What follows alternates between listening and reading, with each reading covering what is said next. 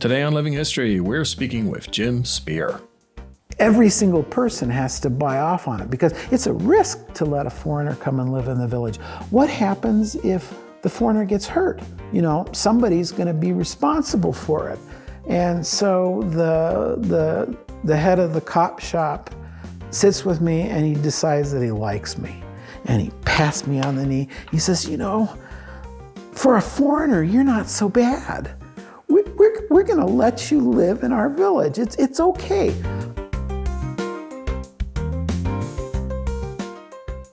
Today, we're delighted to speak with Jim Spear, who came to China in the 1980s, more than 35 years ago. Jim is the author of a new book, Home at the Great Wall: Memories, Designs, Dreams. Among the many extraordinary stories described in it is how he moved to the village of Mutianyu, right below the Great Wall of China in 1986. There, he helped turn more than 30 houses into hotels and vacation rentals, created numerous local jobs, and built a sustainable tourism empire. And about that and many more things, we're very happy to talk with him today. Jim Spear, welcome. Thank you very much. I'm delighted to have the chance to talk with you today. So tell me, how did it start? It was in Berkeley, right? Well, actually, long before then, when I was a freshman in college at 17 years old, my very first class of university career was in comparative politics. And the professor was a leftist scholar who taught us about the Cultural Revolution. And I was entranced. And I got interested in China. But the university I was going to then didn't have a Chinese language department. They were pretty rare back in the early 70s. And so I started to study a little bit on my own. And then several years later, I had a big disagreement with my father. And so I ran away to the Army without having graduated from college. But I did sign up to study Chinese language at the Defense Language Institute in Monterey, California. And that's where my knowledge of Chinese started in the mid-70s. Someone had mentioned to me that if in the 1970s you were interested in Chinese, you weren't even avant-garde. You were just the only one. You were weird. Oh, we were weird. We're still weird. But I remember back then in the mid-70s, the United States and China were already having a lot of interchanges. And so one day in my Chinese class, we had a VIP visitor who was the Chinese defense minister who came to audit our class. And so both countries have military and intelligence establishments that study foreign languages. I remember way back in the mid-'80s when we moved to live here in China full-time, I'd occasionally run into someone. They were always tall and very strack and spoke perfect English. And I said, "Oh, I guess you went to the Nanjing Institute." And they said, "Well, you probably went to DLI." So everybody knew everybody else. I've never been in the intelligence community since I left the Army. But, that was the background that I had originally. And then what happened after the Army? After the Army, my father hired me to assist his company on sales to China of process-controlled computer systems. And so I worked there for about half a year before I went back to school at Berkeley. And I went to Berkeley and finished my undergraduate degree and then a master's degree and then started a PhD program. And I figured out before too long that I wasn't cut out to be a professor. And so I chucked my PhD program and found a job as a consultant based in Beijing. And I've been here since January of 1986 full-time. So of course, by 1986, I'd already been to China twice as a student in 1981 and 1983. And I had acquired a Chinese tutor who subsequently became my wife and a child. And so that was also one of the reasons for leaving the PhD program. It was really hard being very, very poor. And so at the same time that I found a job here, so did Liang. Tang Liang is my wife, life partner, business partner. We've been married for 42 years now, and we've made our life here in China. Tell me about when you came here, when you stepped off the airplane and started speaking with people. Was that very different from speaking Chinese with people at university? Well, I had spent quite a lot of time outside of classes trying to get to know Chinese people. So I had a considerable experience with understanding the language and trying to talk with people. But I was, no matter what, when I first came here in 1981, I was infected by the stereotypes of China being blue worker ants who didn't have any feelings, were like robots, or like it was a militarized society. And so when I got off the airplane for the first time and I heard people laughing, joking, screaming, yelling, arguing, living their lives, I was pleasantly surprised and shocked. I mean, that's just a sign of my own ignorance. But I think a lot of people may have been influenced by those stereotypes. So I had a wonderful first experience studying at Beida, and my Chinese was actually quite good, I think, in comparison to most of the other students. And so I didn't have to study too hard. I was always the teacher's pet. But I spent a lot of time going outside and trying to meet and talk to Chinese people, usually in between beers. So from Beida, we used to go and drink beer on the terrace at the Friendship Hotel. And then after we'd had our beers, we would walk back to Beijing University. And at that time, the free markets were really just getting started. And so we would walk by a free market where peasants from the countryside brought their vegetables into town to sell. And I would stop and talk with the vendors. And of course, they were absolutely shocked that a foreigner was there and that a foreigner could speak Chinese with them.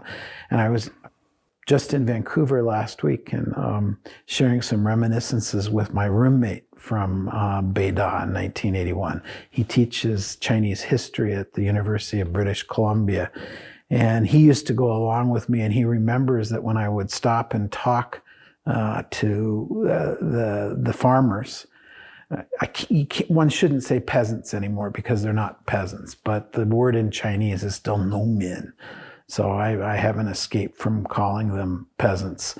But anyway, they were so excited to talk with me. They'd always offer me their cigarettes. And my friend Tim and I, we both smoked at the time, and we smoked Dunhills. So we would trade them Dunhills for their black, horrible stuff that just about gave us lung cancer from the first puff. You know, just now you mentioned stereotypes, and that's really interesting to me. But what I want to know is, what kind of stereotypes did people have about you when you came here? Well, I've never been asked that question before, but I ran into many people, and I was the very first foreigner that they had ever seen in person or talked to. And so the stereotypes were less about me than about me as a foreigner from the United States. And so their impressions of life in the United States typically were that it was a country where the poor people were on the verge of starvation, and they all wanted to know how much money I made and what life was like in the United States and that sort of thing. But I have always been a believer that people just talking with people reveals our common humanity. And we have so many more similarities than differences. I don't like chalking things up to cultural differences very much. I think the world contains all kinds of people, and every country has all kinds of people. Including, I've lived here in this village. I had a house here now for 28 or 29 years, I think. And I've always been an outsider, but I'm more or less accepted, because if you live in a village, if they don't like you, they can make you leave very quickly. They can make you wear very small shoes. And so my beginning place has been respect and acceptance of the people, and realizing that I'm a guest. That as much as that goes for living in the village, it goes for living in China. I didn't come here to change China. And that's the name of a book by one of the premier historians of the 20th and into the 21st century, Jonathan Spence, who was at Yale. And his book, To Change China, I heartily recommend to anybody who wants to come to China. You should have a little bit of humility. The foreigners who came to change China all went crazy or died trying. And so I haven't even tried. Let's talk about this place. You came here first, I believe you said in 1986? First came here to Mutianyu in the spring of 1986 to see this section of the Great Wall. And we really liked it. And so this was our Great Wall site of choice. In the mid-1990s, almost 30 years ago now, I came with a friend who was making his first visit to China, and bring him to the Great Wall, of course. And we were walking back down from a wall, and there was a vendor who was selling T-shirts and tablecloths and things like that. And we had sat down on a rock by the side of the path, so he chatted me up. Obviously, he wanted me to buy a T-shirt. And I said, no, sorry, I don't need any T-shirts today, but I have to tell you, I think you're so lucky to live here at the Great Wall in such a beautiful place. And my dream has always been to have a house at the Great Wall. And this guy, out of the blue, says, I'll help you find a house. And this man's name is Li Fengquan, and he's been my friend for almost 30 years now.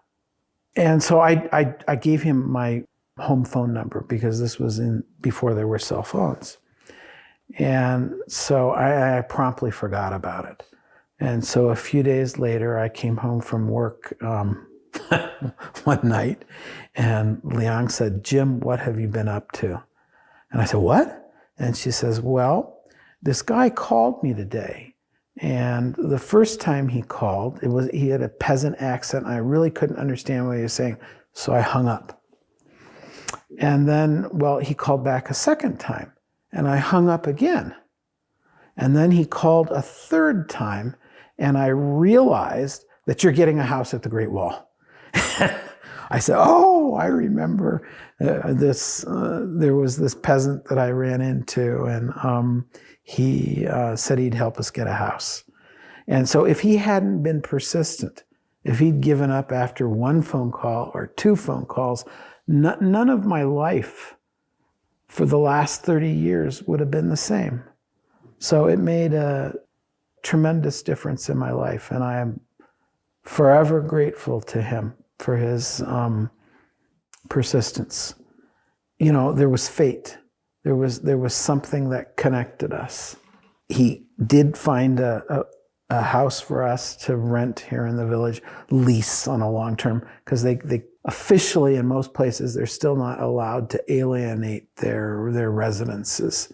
They can't sell them, but they can lease them out. That's well recognized in the law. And we had something to do maybe with having some of that law recognized, because I've now done 50 odd leases for peasant residences for ourselves and for clients. And I drafted a lease, and then with clients' input from Chinese law firms and international law firms and stuff, we have a lease that's about this thick. The Chinese contract law says that leases for real property shall not exceed 20 years. And so 20 years is not a long enough period to amortize a big investment in a nice countryside house. So you have to write your own extensions and so forth into the lease. So I put all of that together, and it's passed the Ho-Ho test. It's been tested in court and been upheld a couple of times. So we have this lease form, and I tell the local peasants, you can't change anything except to fill in the names, the period of the lease, and how much it costs. And then I tell my foreign clients, I say, you can't change anything except the names, the period of the lease, and the amount of money. Because a lease has to be compliant with Chinese law, and it also has to be fair on the face of it. Because if you have an unfair contract, it will be set aside by the Chinese judicial processes. And so you have to be fair. And so I had a lot of times there were local peasants who didn't want to be fair. And then I also had clients, both foreign and Chinese, who didn't want to be fair. And so I said, look, it's just not going to work. And so again, we've done that maybe 50 times for a variety of different properties. Take me back to the very first time you saw the site of your future home. What was it like, and what was the village like at this time? Well, when we first got our view of this house, we looked at several places in villages around here, but we ended up being 3 houses away from where Li Fengquan has his house. And this was a house that was built by a villager for his father. He never lived there himself. And it was showing all of the hopes, because China was just beginning to take off. And so he built the wall height 50 centimeters higher than was traditional for the other houses. But there was no wall around the property. There was a pigsty on the property. There was a big dog on a chain, and an old man who lived in the house. And it was tumble down and not well kept, even though it was relatively new. I could just see how beautiful it was going to be. I could see it in my head. Well, our road that we lived on was a dirt road. Only the main road through the village had been paved to open up the tourism site.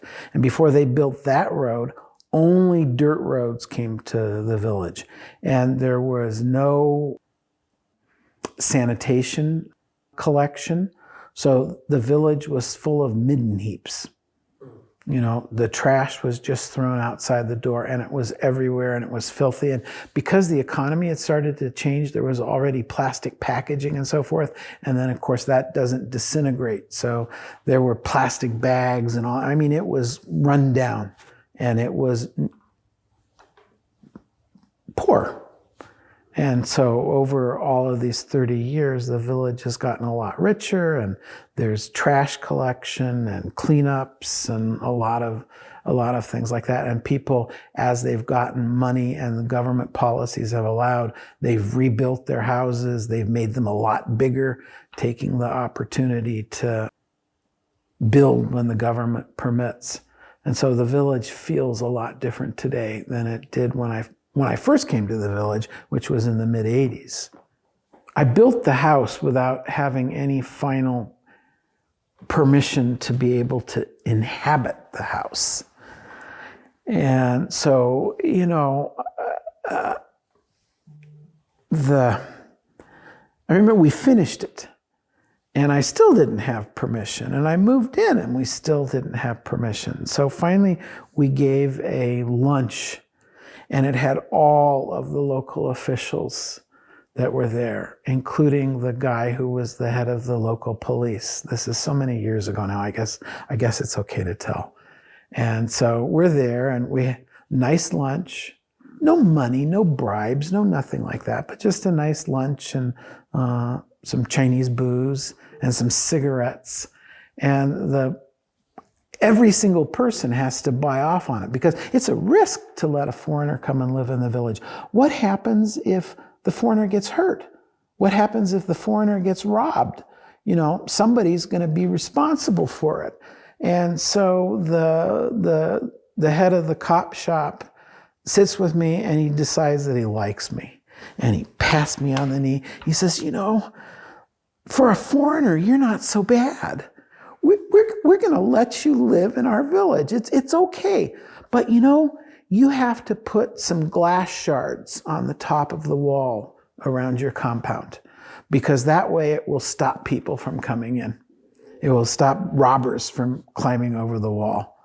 And so we did that, and we've been living here ever since. And we never had any trouble at all from a security perspective, ever, except once a couple of boys threw a rock over the wall when we weren't there and broke a window.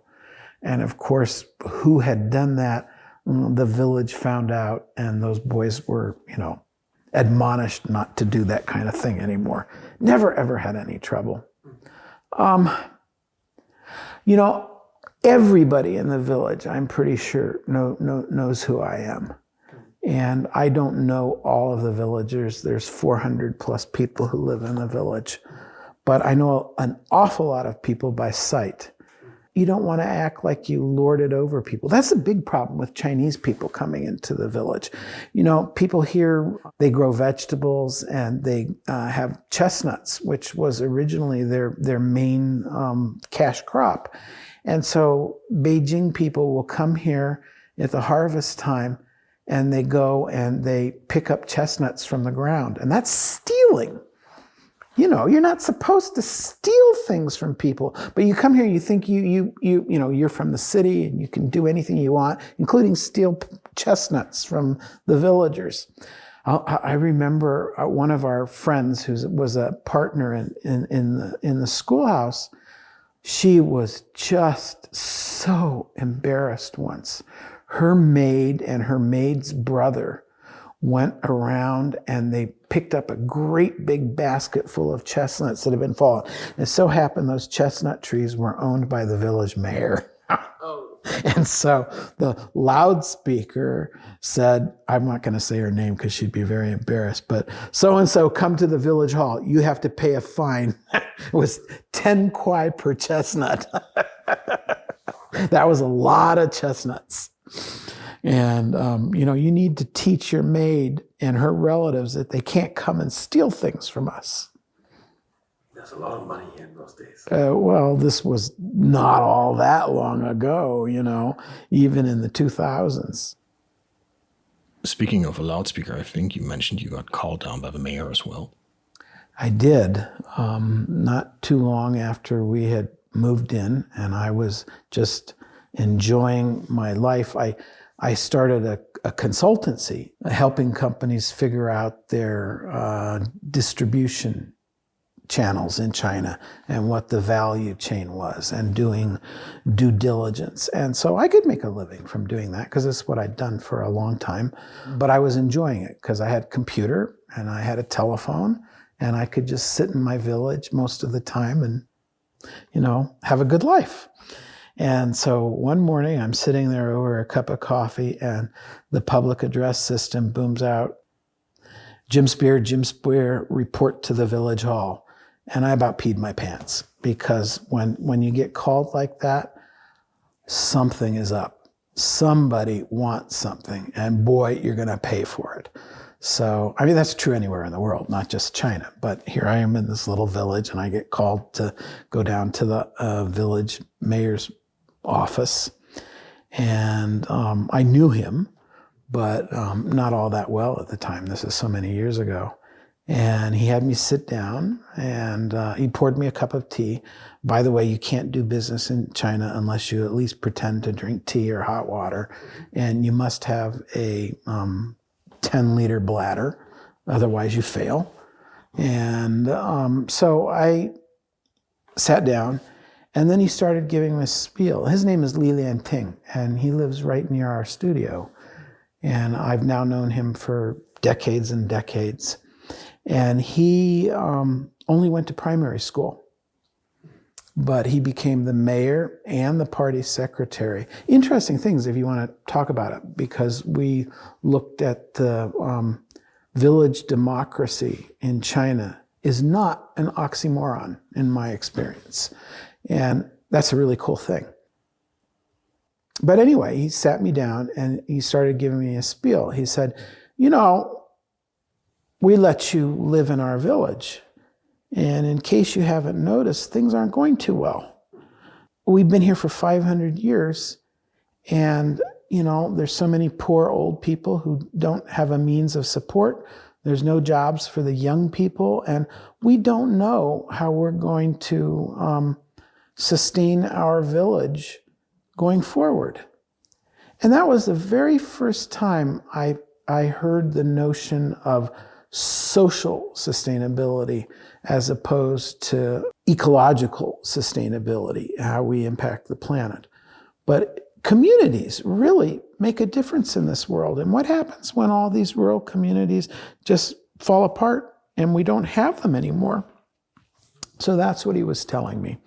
And he said, you know, people go up to visit the Great Wall and we sell them trinkets, but people don't like the trinkets that we sell them so much. And the average incomes are actually declining at this point. This was in 2005, 2004, 2005. So he said, I'm thinking that nobody's ever started a business in our village before. Nobody has ever invested here. So we would like to ask you, I mean, you're a rich foreigner. You have deep pockets, you know, so start a business in the village.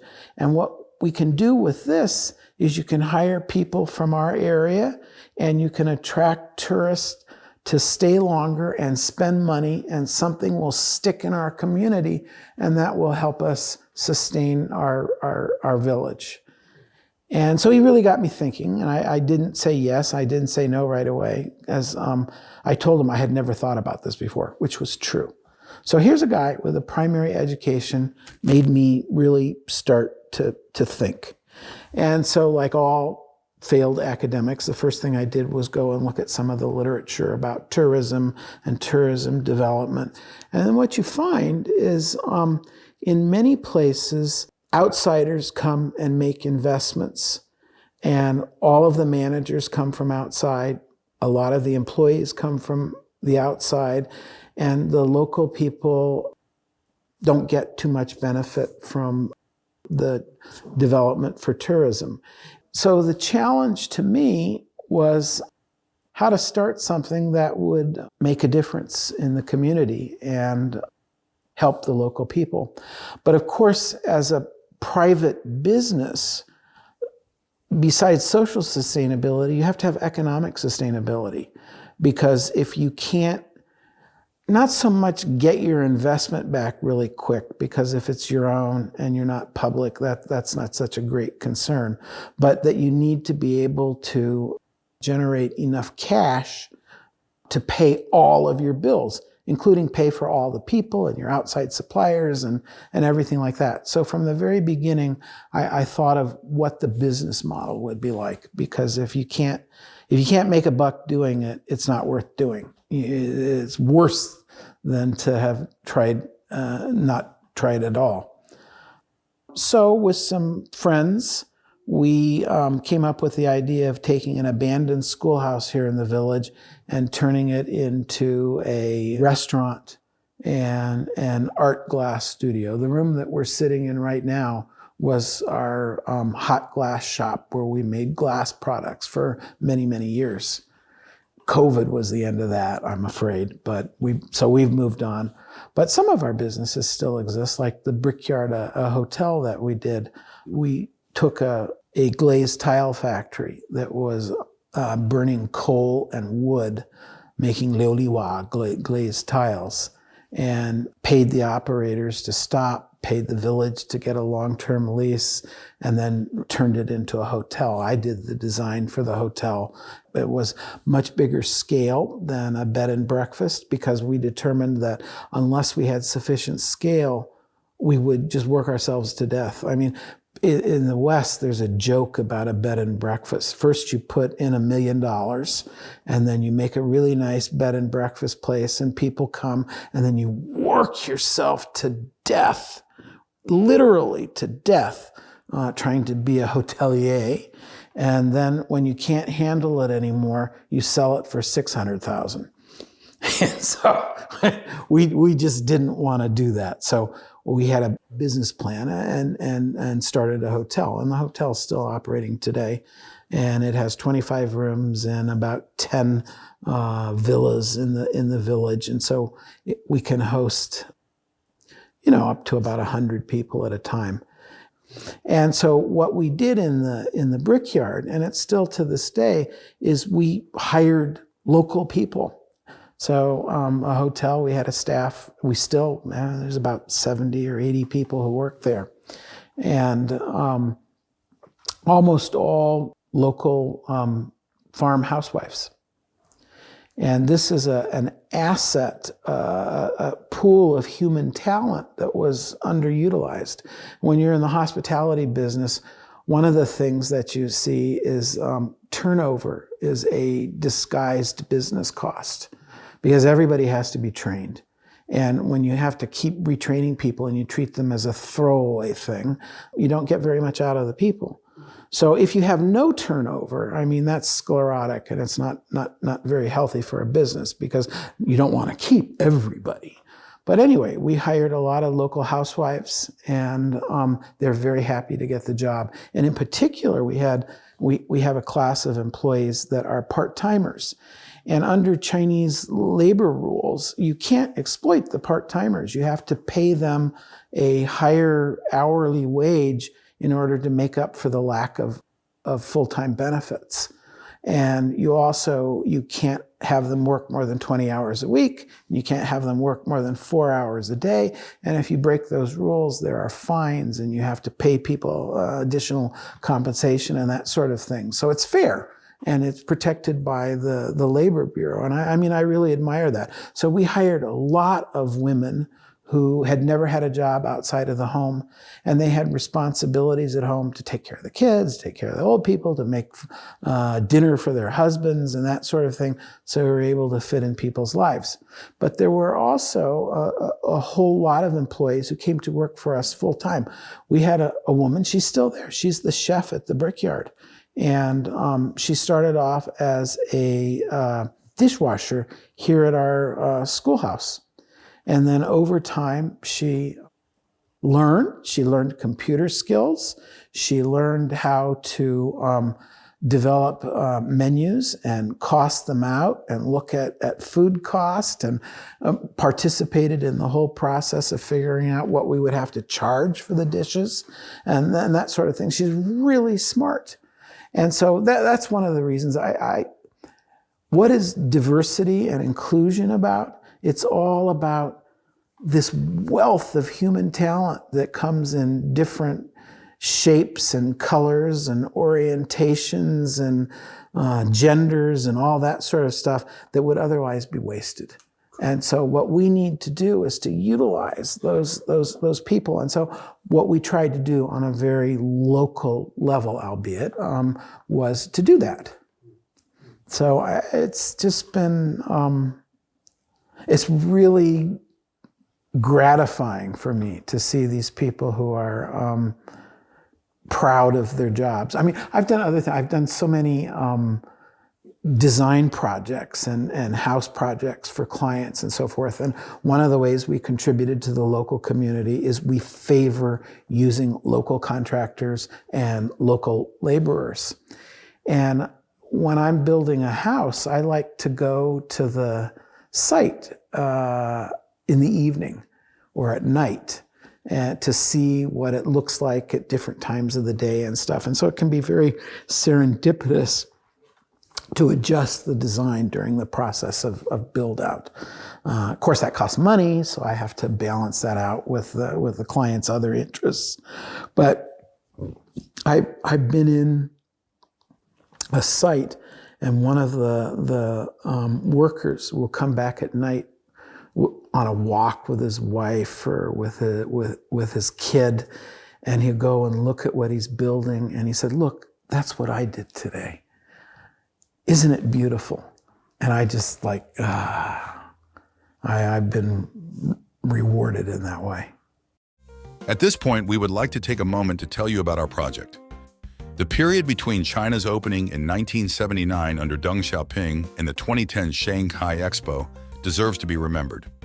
We want to collect the memories that Chinese, Americans, and other foreigners made together during these times. We hope you will subscribe to our channel to see many more interviews like this one in the coming weeks. If you too have a story that you think needs to be remembered, we would very much like to hear from you. And we would like to thank the U.S. Consulate in Shanghai for their generous support. Without their sponsorship, we would not have been able to start this channel. You know, in those early days when trade started picking up, there was a lot of this sentiment in the West of the more we trade with China, the closer our connections will become, the more they will become like us, meaning a democracy. And at the same time, a lot of people here seem to be fearing that globalization would mean Americanization. Were there such conflicts or misunderstandings like that you remember from your consulting days? Well, it still continues to now. I mean, those thoughts and expectations were very foolish. In the United States today, the received opinion seems to be that the whole policy of engagement was foolish, and that all we've done is make a potential enemy stronger. And I look at it very, very differently. The United States had a feeling of, we're going to go, we're going to invest, we're going to welcome China into the international community, and then they're going to become just like us, and they will continue to do exactly what we tell them to do. Now that was foolish. That was really dumb. And so my feeling is that China and the United States could actually be natural friends and allies rather than rivals. When people in the United States today talk about strategic competition with China and they talk about rivalry, it's a disguised way of saying enemy. So it's tragic. I mean, I have lived through the full bloom, and then the flower starts to droop.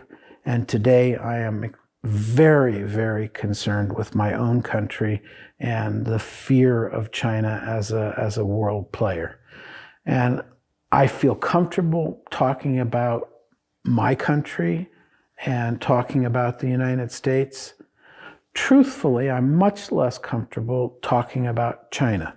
For one thing, the area for public discourse is more limited here, and that is a fact. And I am a guest here, and a guest needs to be courteous. So all I will say is I think that across what's commonly seen as 5,000 years of Chinese history, this is probably the best time in history to be born a Chinese and to be living in China. I mean, all of the basic human needs are being met, and people have a lot of confidence and expectation in the future, and I wish China well. I think you mentioned in college you met Chinese delegations to the US. What were they curious about? What were those conversations like? Well, I wasn't taking delegations. I worked for my father right after I got out of the Army. And he himself had been to China and done some of the very early high-tech contracts. He owned a company in Southern California that put together engineered systems. And so his first big contract was through CNTIC, and it was working with the Chinese petroleum industry to do control systems for petroleum processing. And so I worked with a delegation of 7 Chinese engineers, ranging from relatively junior and pretty talented to relatively senior and not so talented and not with very good English ability, but 7 people together. And I spent 6 months, morning, noon, and night with them. I was their driver, and I went with them all over the United States to visit other companies as they had missions to accomplish for the Ministry of Petroleum Industry. They were wonderful people, and I was their pet foreigner. It was a role that I have in some ways continued to this day, even though I got old. I've always been I was the Xiao Lao Wai. Now I'm just the Lao Wai, but I try to not have too many threatening thorns on me when I work or interchange with Chinese people. Those guys that I worked with I met them at LAX, and we were headed to the apartment we'd found for them. And it was the first time they'd ever been on a freeway. And the kaleidoscopic lights as we drove on the freeway, they were like hypnotized. They were just entranced. I remember the first time I took them to a grocery store because they had an apartment, they lived together, and they needed to cook. And it was a Safeway or something like that. And with just the piles of vegetables and the piles of oranges, they could not believe that oranges were practically for the taking and that they were so inexpensive in American terms. I remember they were also chicken. Chicken is the cheapest meat because in China, chicken was very expensive. So they were impressed by the plenty and the easiness of life. But they had a lot of stereotypes in their heads about what life was like in the United States. And so I tried to help them have a sense of society in the States. So one weekend, I took them driving around Beverly Hills. And I said, this is where the rich people live. Look at these huge mansions. Look at the gates fronting the estates and stuff. And then I took them to Watts, and we drove around a very poor area. And it was single houses with cars parked in front and TV antennas on every house. And I said, this is where the poor people live. And they said, what do you mean? These people are rich. They have cars, they have TVs, they have houses. We don't have any of those things. And back at the time, in 1980, that was pretty much true. And so I look at the miracle. Of course, it's not a miracle. It's a lot of human creativity. That's a word that you just used, Chris. And China is full of creativity and hard work. I remember one of these stereotypes is people who would come to China way back then, and they'd see the Chinese having very hard lives in terms of economics. And they would say, oh, but Chinese people, they like that. They're used to it. And I mean, that is one of the ugliest, most racist kind of feelings or impressions that I have ever heard. They like it. I mean, that's such baloney. I mean, we're all people and everybody wants to have a better life. Of course, when you get rich, then you can try to figure out what are we doing to the planet? What are we doing to the environment? How much is enough? What should we do with all that wealth?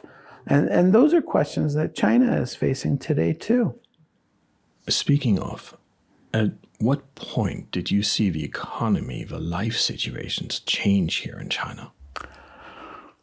Well, when I was first here, there was such an economic gap between me and any regular Chinese that you would run into that it was extraordinary to be able to cross that gap and to be friends.